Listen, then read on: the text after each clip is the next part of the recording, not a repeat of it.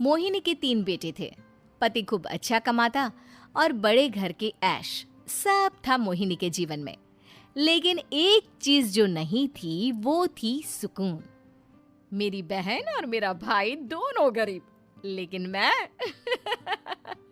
मेरे पास तो नोट की बरसात है। तभी मोहिनी की बहन वीना उसके दरवाजे आ जाती है। अरे मोहिनी, कैसी है? मेरे घर में ना सिलेंडर खत्म हो गया है। तेरे पास तो इतने पैसे हैं, भरवा देना मेरा सिलेंडर। पैसे जैसे ही आ जाएंगे मैं दे दूंगी। तभी मोहिनी का पति राकेश आ जाता है। क्या है विना, ये अपने घर की परेशानी हम लोगों के घर ना गाया करो। तुम्हारी बहन को तुम लोगों पर तरस आ जाता है और वो पैसे देने लग जाती है। मुझे ये बिल्कुल पसंद नहीं है। ओ जीजा जी, नहीं, मैं तो वो बस अच्छा, मैं चलती हूँ। वीना वहां से चली जाती है। उसके जाने के बाद अच्छा किया जो आपने सुना दिया। अरे न जाने क्या सोचकर मेरे घर आ जाती है कि जैसे यहाँ तो भंडारा भरा है। अरे कितना तो दे दिया। अच्छा जी, जरा 1000 तो देना। वो बिन्नी दीदी है ना, उनके घर जा रही हूँ। उनका पोता हुआ है तो मुंह दिखाई दे दूंगी। हाँ, उन लोगों के आगे तो शो ऑफ किया करो। वो खुद को बड़ा अमीर शो करते हैं ना, दिखा दे कि तू भी किसी से कम नहीं है। हाँ जी, इसी के लिए तो जा रही हूँ। मोहिनी तैयार होकर अपनी बुआ की बेटी के घर जाती है, जहाँ उसके पोते का कार्यक्रम चल रहा होता है। वहाँ वीना भी आई होती है। अरे वीना, क्या जरूरत थी यहाँ आने की? तेरे घर पर गैस नहीं है तो वो भरा लेती। क्या करूं मोहिनी, बुआ को बुरा लग जाता नहीं जाती तो। वैसे मेरे पास एक जोड़ा बच्चे का कपड़ा रखा था, वही अपनी चांदी के पायल के साथ देने जा रही हूँ। घर पर गैस थी नहीं, सोचा परिवार यहीं खाना खा लेगा, बाकी सुबह का सुबह देखा जाएगा। मोहिनी को बहन पर दया आ जाती है। वो पर्स से 1000 रुपए निकाल कर दे देती है। ले विना, लेकिन पैसे वापस कर देना, तेरे जीजाजी हिसाब लेते हैं। मोहिनी भी क्या करती, गरीबी में बहन का सहारा ही उसके जीवन जीने का आधार था। फिर एक रोज, सुनिए, भाई के घर बेटी हुई है, मुझे माँ के पास जाना होगा। अरे उस घर में ना कूलर है ना एसी, कैसे रहोगी तुम? हाँ, वही सोच रही हूँ कि अकेली जाऊं, बच्चों को साथ ना ले जाऊं। चली जाओ, लेकिन ये जो तुम अपने गरीब परिवार से मिलने चली जाती हो ना, मुझे बिल्कुल अच्छा नहीं लगता। पता नहीं मैं भी कैसे मैनेज करती हूँ, लेकिन क्या करूँ। मोहिनी भाई भाभी के घर आती है। मोहिनी, कैसे आना हुआ? तू यहाँ हम लोगों के घर रह लेगी या फिर किसी होटल में रहेगी? क्या हो गया है माँ? मोहिनी को क्यों ऐसे बोल रहे हैं आप? अरे तू नहीं जानती अपनी ननद को, पैसे वाली है ना, तो ऐड कुछ ज्यादा ही है। मोहिनी को माँ की बात का बुरा नहीं लगता है, क्योंकि उसे पता ही नहीं चलता कि माँ उसे जली कटी सुना रही है। वो भाभी की बच्ची के साथ लेन देन करती है और वहाँ से चली जाती है। उसके जाने के बाद, माँ, क्यों आप मोहिनी को इतनी सारी बातें सुनाती हो? भाई का बेटा बोल पड़ता है। माँ, क्योंकि दादी जानती है कि बुआ के अंदर घमंड है। सही बोल रहा है मोहन। बहू भले तुझे ना दिखता हो, लेकिन मुझे और मोहन को दिखता है कि वो कितनी घमंडी है। मोहिनी मायके आती है, जहाँ गरीबी के कारण चीजें कम होती हैं।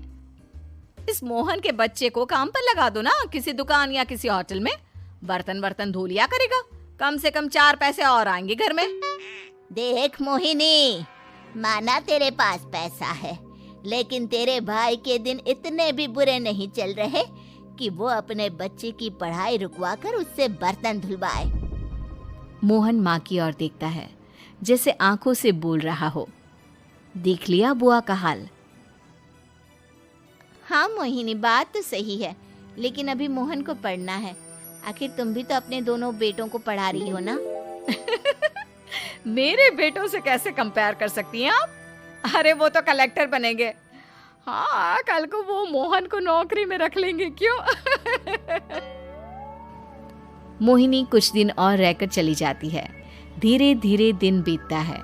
मोहन बड़ा होता है और कड़ी मेहनत से सफल भी हो जाता है। मोहिनी, माँ के जाने के बाद तो तुमने भाई भाभी के घर जाना छोड़ ही दिया, क्यों? वो क्या है ना, उन लोगों का घर छोटा है, मेरे बच्चे जाना ही नहीं चाहते। पर तुझे क्यों अचानक मायके की बात याद आ गई?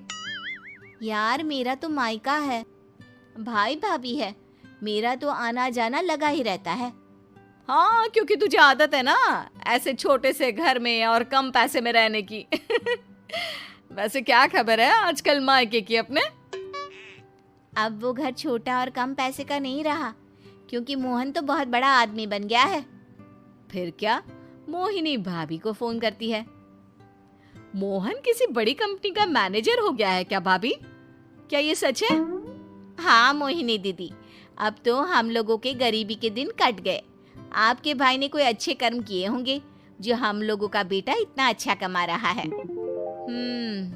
देख लो भाभी, पहले भी आपने कई गलतियां की थी, आप थोड़ा संभल कर चलना। भाभी को मोहिनी की बात समझ में नहीं आती कि वो क्या कहना चाहती है। फिर एक दिन वीना मोहिनी से कहती है, मोहिनी, हमारा भतीजा मोहन अच्छा कमा रहा है, क्यों ना मैं अपने बेटे की नौकरी के लिए उससे बात करूं? अरे बुआ का बेटा है, ये सोचकर मदद तो करेगा ना? हाँ हाँ, क्यों नहीं करेगा, उसके बुरे दिन में तो हम भी खड़े थे। मोहन को वीना फोन करती है और अपने बेटे की मदद करने की बात करती है। हाँ हाँ बुआ, क्यों नहीं, आप सिद्धार्थ को भेज दें, मैं अपनी ही कंपनी में उसकी नौकरी करवा देता हूँ। दिन बीतते हैं, अब वीना के हालात भी अच्छे हो जाते हैं। क्या बात है वीना, तूने भी कार ले ली, वो भी इतनी अच्छी? हाँ मोहिनी, अपने भतीजे के कारण तो हम लोगों के दिन अच्छे हो गए। उसने सिद्धार्थ की नौकरी लगवा दी है, वो भी शानदार। ठीक है, लेकिन पैसे ख्याल से खर्च करना। वो क्या है ना, पैसे आने आसान है लेकिन संभालने मुश्किल। मोहिनी घर पर अपने पति से बात करती है।